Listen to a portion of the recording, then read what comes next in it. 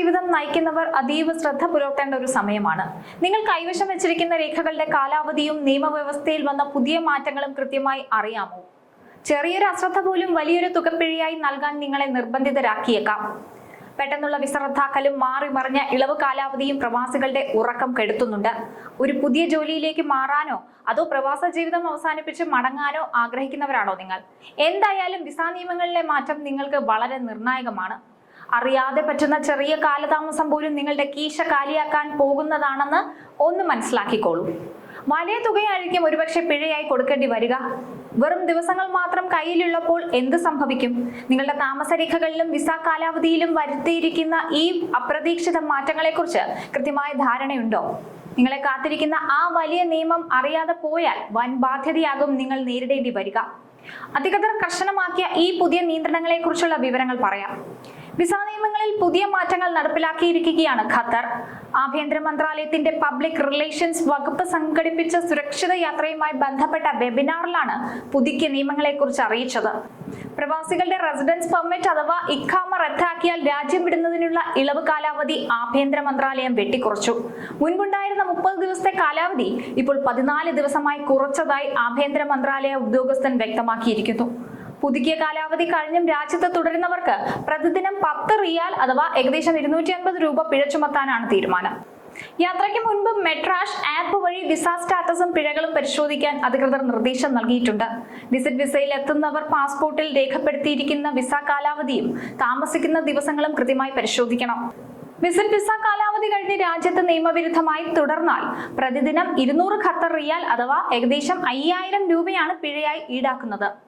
ഈ മാറ്റങ്ങൾ നിസ്സാരമായി കാണരുത്. നിയമങ്ങളിലെ ഓരോ ചെറിയ മാറ്റവും നിങ്ങളുടെ പ്രവാസ ജീവിതത്തിന്റെ സുഗമമായ നടത്തിപ്പിനെ ബാധിച്ചേക്കാം. അതുകൊണ്ട് തന്നെ അധികൃതർ നൽകുന്ന നിർദ്ദേശങ്ങൾ കൃത്യമായി പാലിക്കുക എന്നത് ഓരോരുത്തരുടെയും ഉത്തരവാദിത്വം കൂടിയാണ്.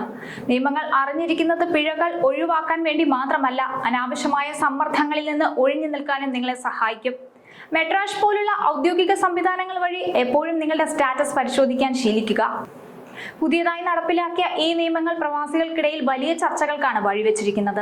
പ്രത്യേകിച്ച് ജോലി മാറാൻ ആഗ്രഹിക്കുന്നവർക്കും വിസിറ്റ് വിസയിൽ എത്തിയവർക്കും ഈ മാറ്റങ്ങൾ വലിയ വെല്ലുവിളിയാണ് ഉയർത്തുന്നത്. മാത്രമല്ല, പാസ്പോർട്ട് കാലാവധിയും വിസയിലെ വിവരങ്ങളും ഇടയ്ക്കിടെ പരിശോധിക്കുന്നത് നിങ്ങളുടെ യാത്രകൾ എന്തുകൊണ്ടും സുഗമമാക്കി തീർക്കും.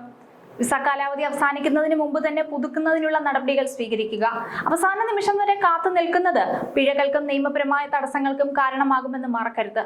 നിയമം പാലിച്ചുകൊണ്ട് ഉത്തരവാദിത്തമുള്ള ഒരു പ്രവാസിയായി തുടരാൻ ശ്രമിക്കുക.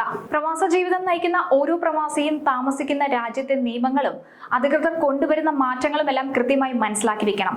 പ്രത്യേകിച്ച് വിസയും നിങ്ങളുടെ മറ്റ് പ്രധാനപ്പെട്ട രേഖകളിലും ഒക്കെ കൊണ്ടുവരുന്ന മാറ്റങ്ങൾ.